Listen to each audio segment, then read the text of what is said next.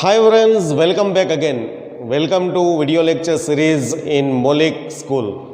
And friends, today we are going to learn unit number 3rd in English, standard 12th. And the title of this unit is Manage Your Stress.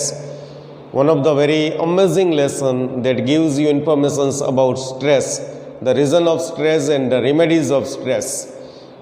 Before we start this lesson, first let's learn what is stress. We know that this word is used very commonly. This word is used by common people now and then. Exactly what is stress? People say that I'm suffering from stress, but exactly is it stress? ગુજરાતીમાં આપણે શું કહેશું? ભારણ. કોઈ ચિંતા હોય, કોઈ ઉપાધિ હોય તો માણસ એમ કહે છે સ્ટ્રેસ છે મને.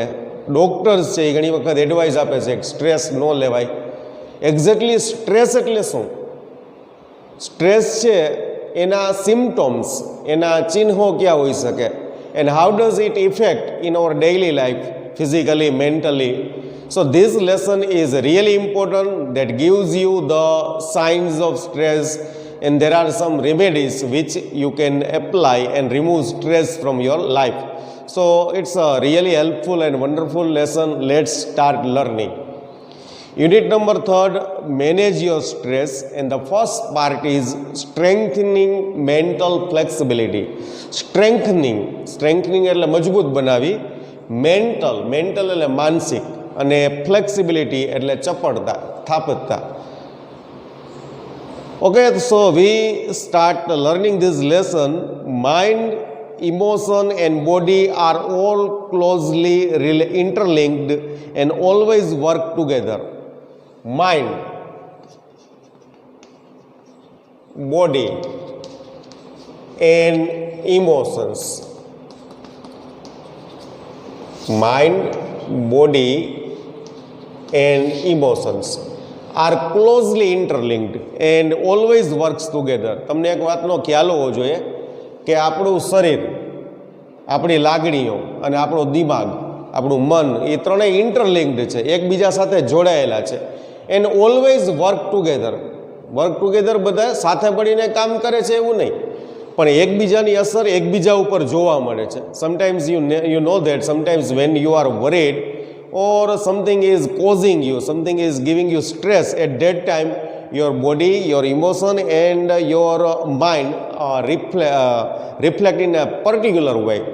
તમને ખબર હશે ઘણી વખત આપણને સ્ટ્રેસ હોય તો આપણા શરીર ઉપર એના ચિહ્નો દેખાય, આપણી ઇમોશન્સ છે, આપણી લાગણીઓ પણ ડિસ્ટર્બ્ડ હોય, અને આપણું માઇન્ડ છે એ પણ ડિસ્ટર્બ થઈ જાય. Sometimes we can't take any decision and we don't know what is going on inside our body. So that is stress.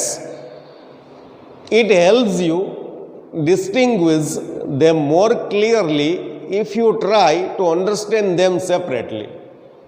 અને આ ત્રણેયને આપણે સમજવા હોય, આપણું મન છે, આપણી બોડી છે, આપણી ઇમોશન્સ છે, એને આપણે સમજવા હોય, બહુ સારી રીતે સમજવા હોય. So we must distinguish between among them. આપણે બધાને જુદા પાડીને સમજવું પડે, એક એકને સમજવું પડે. એઝ એ વોલ નહીં, એઝ એ વોલ બોડીને આપણે એકને સમજીએ તો નહીં, પણ બોડીની અંદર બીજા પણ એલિમેન્ટ્સ છે રિસાઇડ, મીન્સ રહે છે. આપણું મન છે, દિમાગ છે, આપણી લાગણીઓ છે, દરેકને આપણે જુદી જુદી રીતે શીખીએ, સમજીએ તો એનાથી આપણને ખૂબ ફાયદો થાય. યોર મેન્ટલ કેપેસિટી, પહેલાં આપણે વાત કરીએ છીએ માઇન્ડની.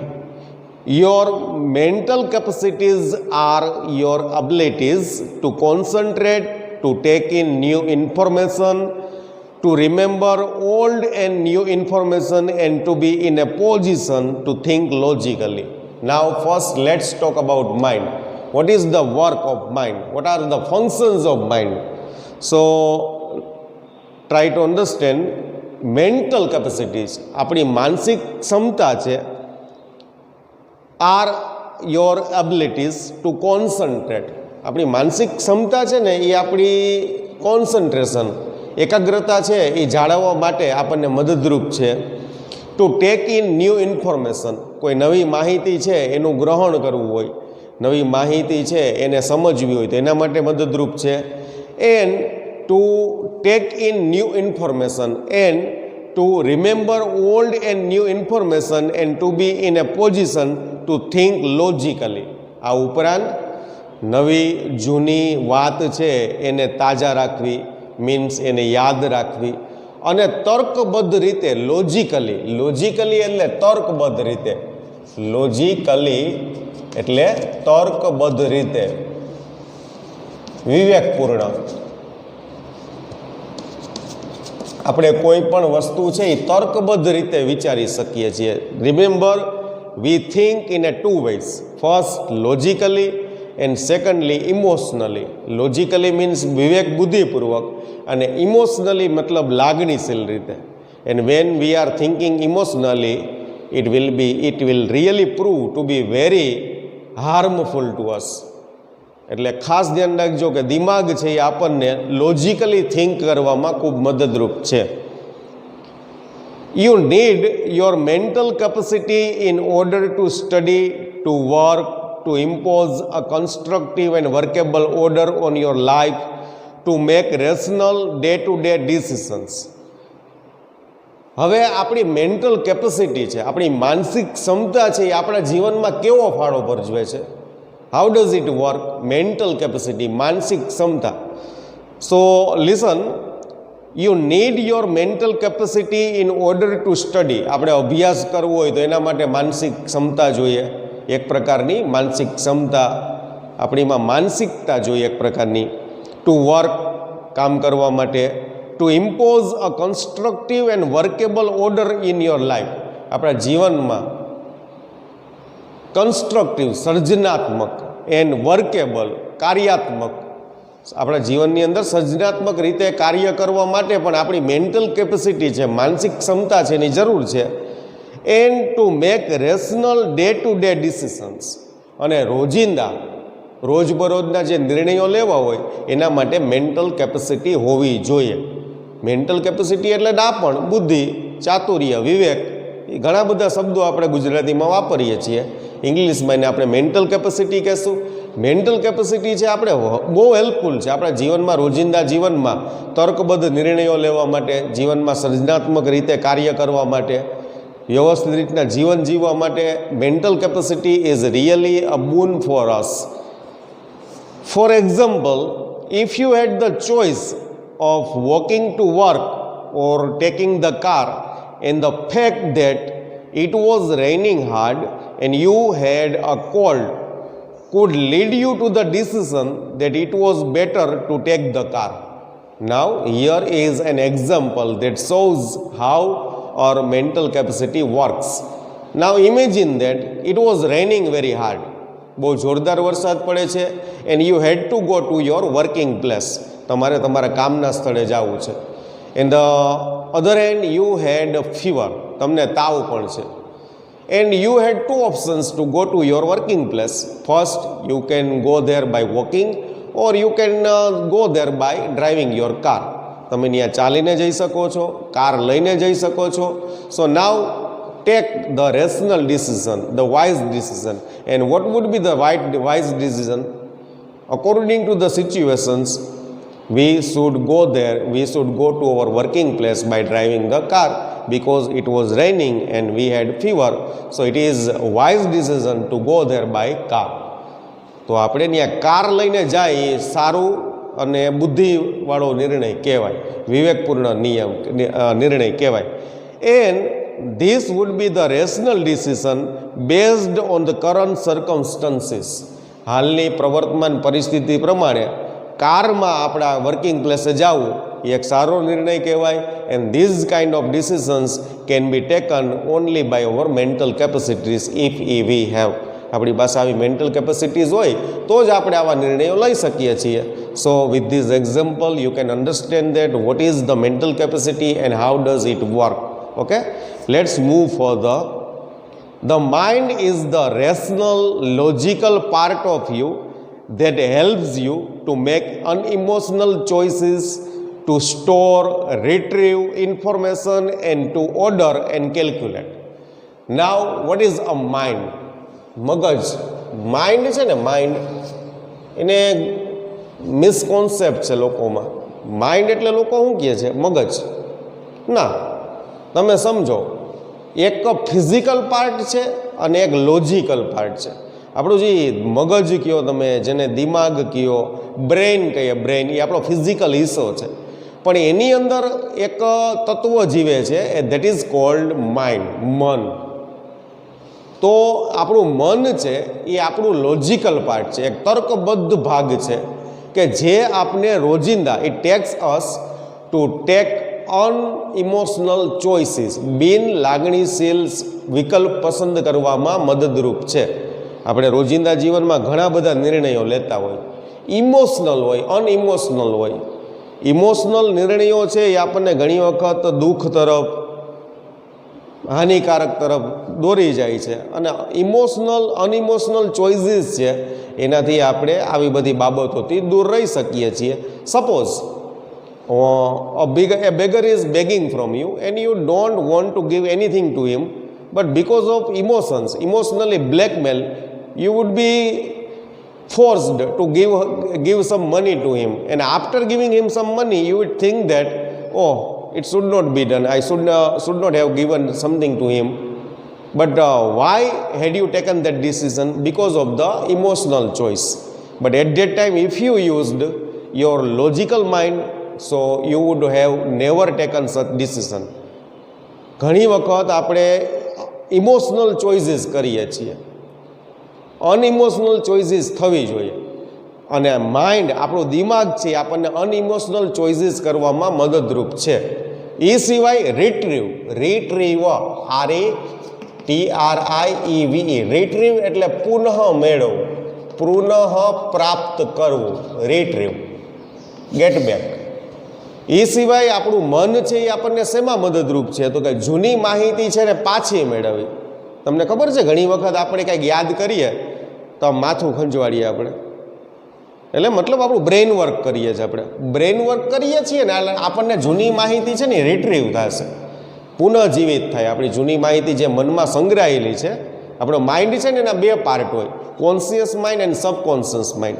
કોન્શિયસ મતલબ સભાન, અત્યારે આપણે જે બધી કાર્ય કરીએ એ સભાન હોય, પણ અમુક આપણે કાર્ય કર્યા પછી એ કાર્ય છે ને સ્ટોર થઈ જાય. હાર્ડ ડ્રાઈવ હોય ને, હાર્ડ ડ્રાઈવ કોમ્પ્યુટરમાં હાર્ડ ડિસ્ક જેને કહેવાય, એવી રીતના માઇન્ડ છે એનું બીજું પાર્ટ હોય સબકોન્શિયસ માઇન્ડ. એ સબકોન્શિયસ માઇન્ડમાં ઇન્ફોર્મેશન સ્ટોર થઈ જાય, and when we want to get it back, retrieve, so the mind helps us to get it back, retrieve, આપણને પાછું મેળવવામાં મદદરૂપ કરે છે. તો આપણા દિમાગના શું કાર્ય છે? અનઇમોશનલ ચોઇસ કરવી, સંગ્રહાયેલી માહિતીઓને પુનઃ પ્રાપ્ત કરવી, and two order and calculate, જીવનની અંદર કંઈક ક્રમબદ્ધતા લાવે, ઢંગ પૂર્ણ જીવન જીવવું. કેલ્ક્યુલેટ એટલે ગણતરી કરવી નહીં, પણ ગણતરીપૂર્વક જીવવું, અમુક નિયમ અનુસાર જીવવું. એના માટે આપણને માઇન્ડ છે એ ખરેખર હેલ્પફુલ છે. It is the counter part of the emotion. Counter part એક નવો વર્ડ છે, કાઉન્ટર પાર્ટ. કાઉન્ટર પાર્ટને ગુજરાતીમાં કહેવાય અડધિયો અથવા તો મળતો આવતો ભાગ. આપણું દિમાગ છે ને એ આપણું ઇમોશન્સ છે ને એનો કાઉન્ટર પાર્ટ છે. આ બે એકબીજાના કાઉન્ટર પાર્ટ ગણાય, મળતા આવા ભાગ છે, અડધો ભાગ છે. A good example of the interaction between mind and emotion is exam nerves. આપણે હમણાં ભણ્યા કે ભાઈ માઇન્ડ અને ઇમોશન્સ છે એકબીજાના કાઉન્ટર પાર્ટ છે, એકબીજા સાથે જોડાયેલા છે.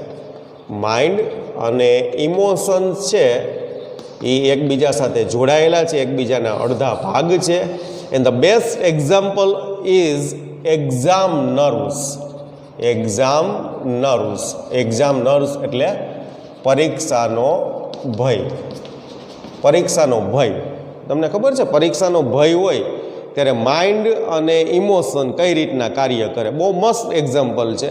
And I am sure you must have faced this example in your life when you were giving exam. Your mental capacity has helped you to retain what you have revised.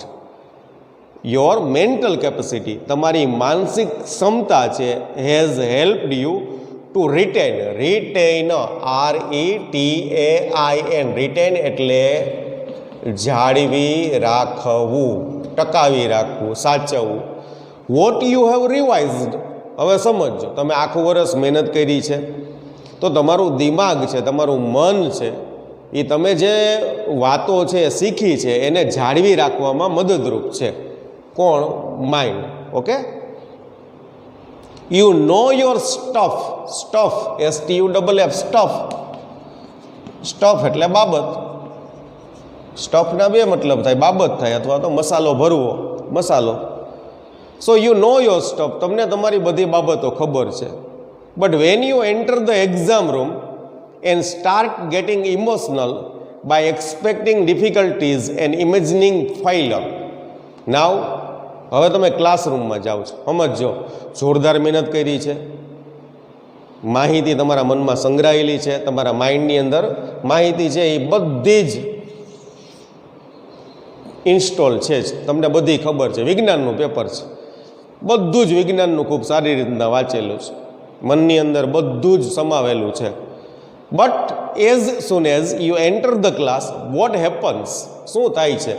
તો કે you get emotional by the thought of failure and something unexpected will be happen. તમારા મનની અંદર નિષ્ફળતાનો ખ્યાલ આવે છે, કંઈક ખરાબ થશે એવો ખ્યાલ આવે છે, ખાલી ખ્યાલ જ આવે છે, ઇમેજનરી થોટ, મતલબ એક કાલ્પનિક વસ્તુ મગજમાં આવે છે. તો હવે તમારું શું થયું? તમને ઇમોશન આવી, એક નેગેટિવ ઇમોશન પેદા થઈ. માઇન્ડ છે એની અંદર બધી ઇન્ફોર્મેશન છે જ, હવે શું થયું? ઇમોશનલી ડિસ્ટર્બ થયા. All of a sudden the carefully stored information is no longer available and what happens next, બીજું શું થાય છે? So the carefully stored information, તમે ખૂબ કાળજીપૂર્વક, જતનપૂર્વક જે માહિતી મનમાં સંગ્રહ કરેલી હતી, ઇઝ નો લોંગર અવેલેબલ, હવે પ્રાપ્ય નથી. Black out, it is called black out in life. બધું જ ધૂંધળું થઈ જાય, બધું જ ભૂલાઈ જાય. અરે વિદ્યાર્થીઓ ચાલુ પરીક્ષાએ બેહોશ થઈ જાય, ચાલુ પરીક્ષાએ બેહોશ થઈ જાય, એને ગ્લુકોઝ છે એ પીવરાઈને બેહાડવા પડે. તો હું એને કોઈ ફિઝિકલી કારણ છે? No, physically no, emotionally disturb હોય. Because emotion and mind both works together, બે કાઉન્ટર પાર્ટ્સ છે. તો તમને કહે છે કે your emotion has barred the way to your inner information store, BAR, bar એટલે રોકવું, અટકાવવું, અટકાવવું. શું છે આખું સમજો. આખું વર્ષ મહેનત કરી છે, સરસ મજાની માહિતી મનમાં સંગ્રહેલી છે, પણ પરીક્ષામાં હોલમાં તમે દાખલ થયા, ઇમોશનલી ડિસ્ટર્બ થયા, you get the idea of failure, you get the idea of something will unexpected will happen in your way, and that's how the carefully stored information is no available for you. તમારા મનમાં સંગ્રહાયેલી બધી જ માહિતી છે અદૃશ્ય થઈ જાય છે, કારણ કે તમારું જે ઇમોશન્સ છે, જે ડિસ્ટર્બ ઇમોશન્સ છે, એ મનની અંદર જે કોઈ માહિતી સંગ્રહાયેલી છે એને રોકી દે છે, એને પડદો પાડી દે છે. So do you find yourself reacting in any of the following ways? એટલે આ એક સરસ મજાનું ઉદાહરણ છે કે જે દેખાડે છે કે ખરેખર આપણું મન અને આપણી લાગણી એકબીજા સાથે જોડાયેલી છે. લાગણી છે હર્ટ થાય, લાગણી છે ડિસ્ટર્બ થાય, તો એની અસર મન ઉપર થાય છે, અને મન ઉપર જેવી અસર થાય, as soon as the body reacts in a particular way, આપણી બોડી પણ છે એ રિએક્ટ કરવા માંડે છે. ઘણી વખત ખબર છે ભય આવે મનમાં, અચાનક પરસેવો ઓળવા માંડે, હૃદયના ધબકારા ધક ધક ધક ધક ધક ધક, પેલ્પિટેશન્સ થવા માંડે, બ્લડ પ્રેશર થોડુંક હાઈ થઈ જાય. તો હું એ ફિઝિકલી સિમ્ટમ્સ છે? નો, તમારું ઇમોશન્સ, એનો કાઉન્ટર પોઈન્ટ માઇન્ડ, અને માઇન્ડની અસર છે ને ઉપર પડી બોડી ઉપર. આ એક આખો નિયમ છે. તો આ તમને એક પ્રકારનું પ્રસ્તાવના શીખડાવી હતી કે આપણું દિમાગ, આપણું મન, આપણું શરીર એકબીજા સાથે જોડાયેલા છે, એકબીજા સાથે કામ કરે છે. હવે આપણે મૂળ મુદ્દા ઉપર આવીએ. સ્ટ્રેસ. સ્ટ્રેસ કોને કહેવાય? અત્યારે તો સ્ટ્રેસનો ઉપયોગ હાલતા ચાલતા માણસે લેવા માંડે. મને સ્ટ્રેસ છે, ભાઈ સ્ટ્રેસ એમ ન હોય, અને સ્ટ્રેસ હોવો જોઈએ. સ્ટ્રેસ ન હોય ને તો અમુક કામ થાય નહીં. હે તમને કંઈક બીક હોય, પરીક્ષાની બીક હોય ને તો તમે કામ કરો, બાકી પરીક્ષામાં ખબર છે કે ચોરી કરવા દેવાના છે, ટેસ્ટથી બેહવાનું છે, કાંઈ ઉપાધિ જ નથી તો તમે ભણવાના જ નથી. પણ સ્ટ્રેસ છે ખબર છે ત્યાં કાંઈ નહીં થાય. સો for some extent stress is really essential for life, but the stress should not be crossed the limit. એક લિમિટ ક્રોસ ન કરવું જોઈએ. હવે આપણને અહીંયા એ વાત સમજાવે છે કે do you find yourself reacting in any of the following ways? તમે ક્યારે એવું ફીલ કરો છો કે નીચે તમને મુદ્દા આપ્યા છે એમાં તમે પ્રતિભાવ આપો છો? તમને હવે હું મુદ્દા થોડાક બોલવાનું છું, એની અંદર તમે ક્યારે પ્રતિભાવ આપો છો? મતલબ તમને એવા કોઈ બાબતો છે એનો અનુભવ થાય છે. First, you find it difficult to concentrate on things. Concentrate, એકાગ્રતા ધરાવે. તો એવું બને છે કે તમે કોઈ બાબત ઉપર એકાગ્રતા નથી જાળવી શકતા. Pay attention, heed attention, concentrate. Your memory is letting you down frequently. Let down phrasal verb છે, એનો મતલબ થાય છે દગો આપવો, હાથતાળી આપવી. Do you feel that your memory is letting down frequently? તમને એવું ફીલ થાય છે કે વારંવાર તમારી માનસિક ક્ષમતા છે, તમારી યાદ શક્તિ છે, તમને દગો આપી જાય છે? ઘણી વખત તમને ખબર છે કે અમુક વસ્તુ અમુક ટાણે જ ભૂલી જાય, મારી કોઈ રીતના ગમે એમ કરી યાદ જ ન આવે. You have lots of different things on your mind but can't grasp a clear thought. કેટલા બધા વિચારોનું વાવાઝોડું, વંટોળિયો મનમાં હાલતો હોય, પણ આપણે એક વિચાર ઉપર પણ ધ્યાન રાખી શકતા નથી. આપણને ખબર જ નથી વોટ શુડ વી ડુ. આપણને ખબર જ નથી આપણે શું કરવું જોઈએ. You are often undecided these days and this is untypically for you. સમજો, બહુ મહત્ત્વની વાત. આ સ્ટ્રેસનો એક બહુ સોલિડ સિમ્ટોમ છે, ખાસ ધ્યાન રાખજો. ઉપરના તો હજી સમજ્યા, પણ આ જે સિમ્ટોમ છે ને, સ્ટ્રેસ એક પ્રકારનું તારણ, એક પ્રકારનું તાણ, ભારણ, જે કાંઈ ચિંતા, ઉપાધિ જે કહો, એનું ક્લિયર ઇન્ડિકેશન છે. શું છે તો કે you are often undecided these days. Undecided એટલે અનિર્ણયિત, means that is untypical for you. Untypical એટલે બિનસ્વાભાવિક. હમણાંના દિવસોમાં તમે નિર્ણય નથી લઈ શકતા. That is totally untypical for you. તમારા માટે બિનસ્વાભાવિક છે. તમે હાજર જવાબી છો. તમારે કોઈ નિર્ણય લેવો હોય તો તમે આમ ચપટી વગાડતા નિર્ણય લઈ દો છો, પણ હમણાં તમે કોઈ નિર્ણય નથી લઈ શકતા, ગૂંચવાઈ જાઓ છો. તમારે એ કામ પડતું મૂકવું પડે અથવા ટાઈમ માગવો પડે છે. That is the pure indication that you are suffering from stress. You will make longers to do task that you were able to complete quite quickly before. You make longer to do task that you were able to complete quite quickly before. હમણાંના દિવસોમાં તમે કોઈ કામ કરવામાં ખૂબ લાંબો સમય લ્યો છો. That you could do very quickly in past. ભૂતકાળમાં તમે એને બહુ ઝડપથી પતાવી દેતા. તમે કોઈ કામ હાથ ઉપર લીધું ને પૂરું જ ન થાય તમારાથી. You start lots of things but don't finish any. કામ તો તમે કેટલા બધા ચાલુ કરો છો, કેટલા અભિયાન ચાલુ કરો છો. આજે આ વાંચી નાખવું, એટલે આ કરી નાખવું, આનું આ કરી નાખવું, આનું આ કરી નાખવું, but you never do anything. પણ તમે કંઈ કરી શકતા નથી. તો આ બધા મુદ્દા આપ્યા છે. ધ્યાન ન રાખી શકવું, યાદ ન રહેવું, ટાણે યાદ શક્તિ છે એને હાથતાળી આપવી, ઘણા બધા વિચારો મનમાં હાલવા પણ એકાદો વિચારને સમજી ન શકવો, કોઈ કામ છે એને સમયસર પૂરું ન કરી શકવું, ઘણા બધા કામ હાથ પર લેવા પણ એ કોઈ કામ પૂરું ન થવું. These are all the symptoms indicate the stress lie in your body. If yes, then it gives a sign of mental stress present in you. અને ઉપરના મુદ્દા જેટલા આપણે સમજ્યા, જો એવું તમારો જવાબ એમાં હા હોય તો એ દર્શાવે છે કે તમારી અંદર સ્ટ્રેસ રહેલો છે. And the better you deal with stress, the less your mental capacity will be affected. The better you deal with stress, the less capacity will be affected. બહુ સરસ મજાનું વાક્ય છે, ડબલ કમ્પેરિઝનનું છે.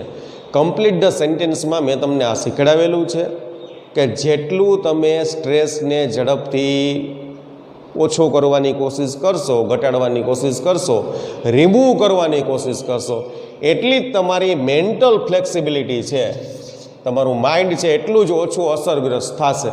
જો તમે સ્ટ્રેસને નજરઅંદાજ કરશો, if you avoid two remove it, it will slowly destroy the mental capacity inside you. તમારી માનસિક ક્ષમતાને હણવાનું ચાલુ કરી દેશે. And the following exercises will help you to build better stress resilience and rebalance yourself if your mental capacity has already started to suffer due to stress.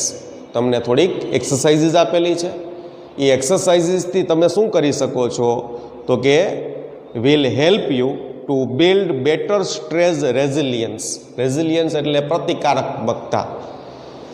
નીચે પ્રમાણેની exercise આપેલી છે. એક્સરસાઇઝ કરવાથી તમે સ્ટ્રેસની સામે એક સરસ મજાનું પ્રતિકાર, એક કવચ ઊભું કરી શકો છો.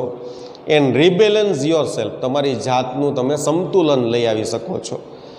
If your mental capacity has already started to સફર ડ્યુ ટુ સ્ટ્રેસ, કદાચને જો તણાવના કારણોસર તમારા મનની અંદર ખલેલ પહોંચવાનું ચાલુ થઈ ગયું હોય તો નીચે અમુક એક્સરસાઇઝીસ આપેલી છે. એ એક્સરસાઇઝને તમે ફોલો કરશો તો તમે તમારા સ્ટ્રેસની સામે, તણાવની સામે એક પ્રતિકારાત્મકતા ઊભી કરી શકશો અને તમારી માનસિક ક્ષમતા છે એને અસર થતી બચાવી શકશો. Now we are going to learn some of the easiest techniques that will really helpful to remove stress or reduce stress from our daily life. You have to do nothing. These all remedies can be performed at home without any particular or proper things. You just need to concentrate and keep your mind calm and having some mental exercises. By this way you can remove the stress from your life. So now we are going to learn how to remove stress from our life. So friends, here I pause this video. In the next video lecture we will learn how to remove the stress from our life by doing some mental exercises. Thank you for watching.